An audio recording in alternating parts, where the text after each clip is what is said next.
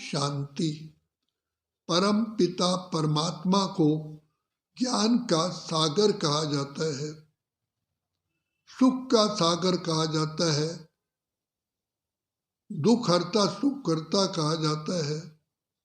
तो परम पिता परमात्मा कौन सा ऐसा ज्ञान देते हैं जिससे मनुष्य आत्माएं सुख, शांति, आनंद, प्रेम, खुशी और शक्तियों की प्राप्ति करते हैं। संसार में जितने भी ज्ञान हैं, चाहे बड़े बड़े साइंटिस्ट हैं, विद्वान आचार्य हैं, पंडित हैं, योगी हैं, गणितज्ञ हैं, नेचर को की इन्वेंशन करने वाले हैं, मेडिकल ऑफिसर हैं, क्या किसी ने अपने जीवन को इतना सुखमय बनाया कि तन का भी सुख हो, मन का भी हो, धन का भी हो, परिवार का भी हो, समाज का भी हो, प्रकृति का भी हो, पशु पक्षियों का भी हो? एक सुख तो जरूर प्राप्त करते हैं, चलो दो मिल जाएंगे, धन कमाएंगे, संसार में ख्याति होगी कि ये सबसे बड़े रिच आदमी है।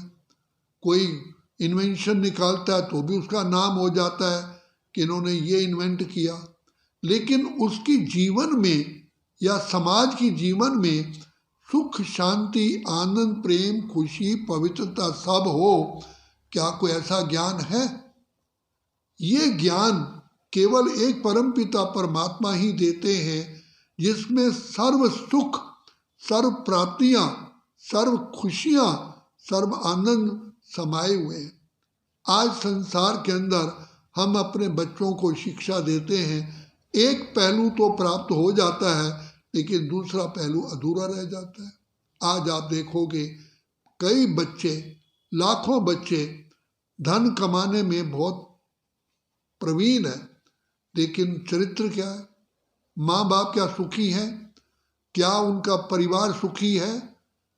तो पिता परमात्मा हम बच्चों को ये आत्मिक ज्ञान देते हैं, क्योंकि आत्मा का पावन बनने से ही सुख शांति की बरसात होती है। ये मनुष्य भूल चुका है। जैसे ही आत्मा पावन होती है, अर्थात काम, क्रोध, लोभ, मोह, अहंकार, ईर्ष्या, द्वेष, वैमनस्य से दूर होती है, भाग्य का सितारा चमक जाता है और उनकी वो पूजनीय बन जाते हैं। आज आप देखोगे मंदिरों में जितने भी देवी देवताएं हैं, वो क्या उनके पास धन दौलत नहीं थी? क्या बच्चे नहीं थे? क्या उनका मर्तबा नहीं था? प्रकृति उनकी दासी है, बाल बच्चे हैं, धन धान्य से भरपूर है। उनकी महिमा क्यों होती है? क्योंकि संसार भूल चुका है कि उनके पास पवित्रता का ताज है। जहाँ पवित्रता है वहाँ सुख, शांति, आनंद, खुशी है, अटल अखंड निर्विघ्न स्थिति होती है, उसको कोई हिला नहीं सकता। तभी संसार में कहा जाता है धर्म की जय हो, अधर्म का नाश हो, क्योंकि धर्म में ही बल है। इतिहास साक्षी है, जिन जिन राजाओं महाराजाओं ने धर्म का रास्ता छोड़ा वो उजड़ गए, बर्बाद हो गए। प्रकृति भी हलचल में आती है, भूकंप आते हैं, बेमौसम के बरसात होती है, तूफान आते हैं। तो ये वास्तव में जब आत्माएं देहाभिमान के कारण पतित बनती है, तमो प्रधान, तमोगुणी बनती हैं, तो संसार में दुख शुरू होता है, अंधकार शुरू होता है। और ऐसे ये प्रैक्टिकल है। काम विकार ज्ञान विज्ञान को चट कर देता है, आत्मा को भस्म कर देता है। तो परम पिता परमात्मा जो ज्ञान के सागर हैं, जो सुख के सागर हैं, सबसे पहले आत्माओं के जो ऐसी बीमारी जो सुख का नाश करती है, शांति का नाश करते वो हमको शिक्षा देते हैं।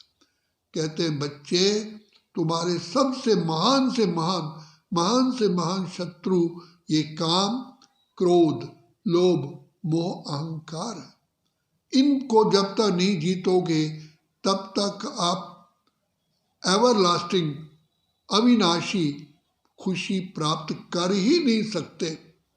तो इसलिए पिता परमात्मा कहते हैं कि इन काम, क्रोध, लोभ, अहंकार की जड़ क्या है, क्यों ये तुमको इन्होंने पकड़ा?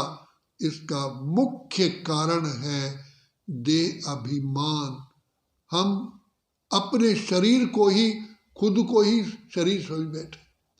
क्या कभी सोचा क्या कार का ड्राइवर कहेगा कि मैं कार हूं? क्या ट्रक चलाने वाला कहेगा कि मैं ही ट्रक हूं? कितना ग्रेटेस्ट ब्लंडर है। बड़े से बड़े साइंटिस्ट भी इस बात को नहीं जज कर पाए कि मैं इस शरीर को चलाने वाली मैं अलग सत्ता हूं जो कह रही हूं ये मेरा शरीर है। मेरा कहने वाला कौन है? क्या शरीर कहेगा मेरा शरीर है? आत्मा। इसलिए ये शरीर को रथ कहते हैं।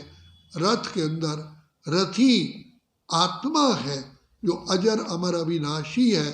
इस रथ के द्वारा कार्य करती है। सबसे बड़ी वंडरफुल बात यह है, मैं ये करता हूँ, मैं ये बोलता हूँ, मैं ये सुनता हूँ, लेकिन कौन कहता है? क्या शरीर कहता है? क्या कान कहते हैं? लेकिन नहीं, करने वाला दूसरा है। तो ये पिता परमात्मा आकर के हमको आत्मिक स्मृति का तिलक लगाते हैं, थर्ड आई ऑफ विजडम देते हैं। इसको दिव्य चक्षु कहा गया, दिव्य नेत्र कहा गया। तो जिस आत्मा का दिव्य नेत्र जग जाता है, अपने को आत्मा समझते हैं, एकदम उसको लिफ्ट मिल जाती है।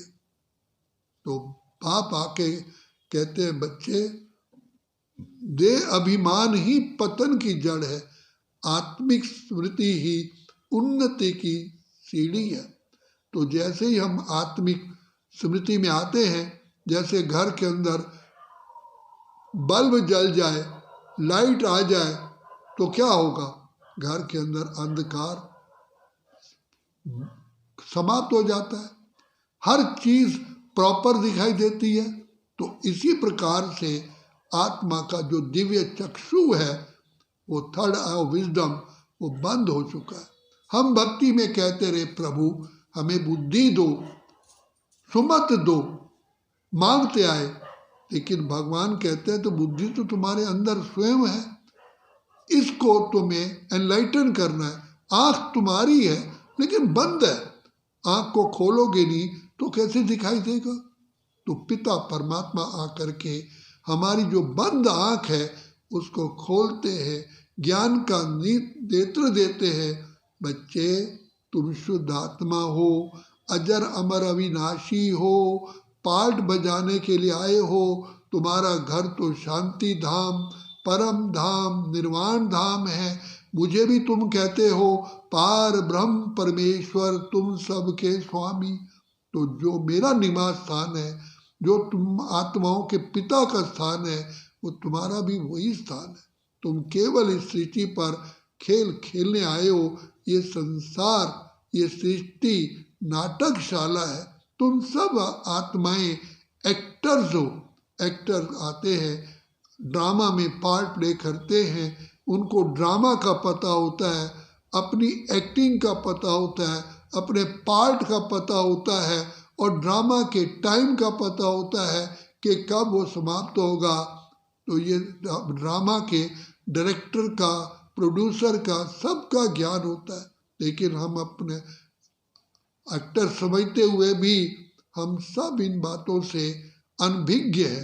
तो पिता परमात्मा आकर के हमको ज्ञान देते हैं कि बच्चे, मैंने ये सृष्टि रची, ये सुखधाम था, फूलों का बगीचा था, गार्डन ऑफ अल्लाह था, जहाँ हर नर श्री नारायण नारी लक्ष्मी यथा राजा राजे तथा प्रजा थे, एक दूसरे को सुख देते थे, खुशियाँ बांटते थे, प्रेम का व्यवहार था, जो आज इन 5 विकारों के कारण सब भस्म हो गया है, दैवी गुण भस्म हो गए हैं, चरित्र का हनन हो गया है। और कहा भी जाता है जहाँ जब चरित्र खो जाता है तो सब कुछ बर्बाद हो जाता है।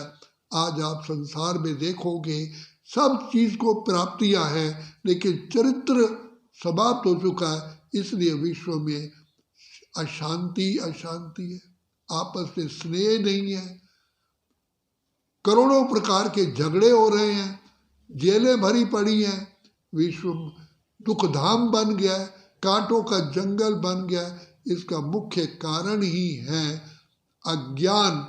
अज्ञान से ही ये काम क्रोध लोभ अहंकार प्रकट हुए हैं। अब पिता परमात्मा ये ज्ञान दे करके हमारे कांटों को, हमारी बुराइयों को, हमारे विकारों को, हमारे अज्ञानता को दूर करते हैं।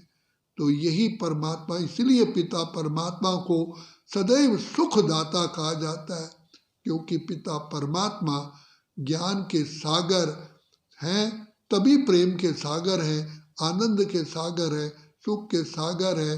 तो पिता परमात्मा कहते हैं, और प्रैक्टिकल भी है, जब हम ज्ञान स्वरूप बनते हैं तभी हम प्रेम स्वरूप, आनंद स्वरूप, शांत स्वरूप, सुख स्वरूप, पवित्रता के स्वरूप बनते हैं।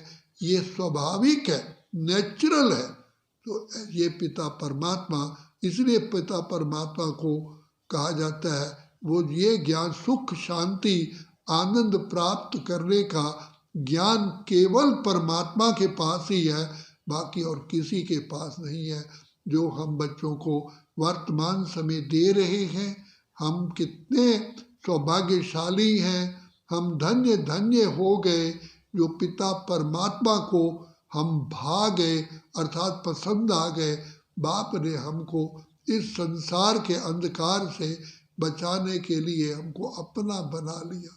तो संसार में कहते हैं किसी ने हमको अपना बना के मुस्कुराना सिखा दिया, तो ये पिता परमात्मा का ही कर्तव्य है। तो अब हमें पिता परमात्मा से की छत्र छाया में आकर के अपने आप को भरपूर करना है, यही हमारा भाग्य है। अच्छा, ओम शांति, ओम शांति, ओम शांति।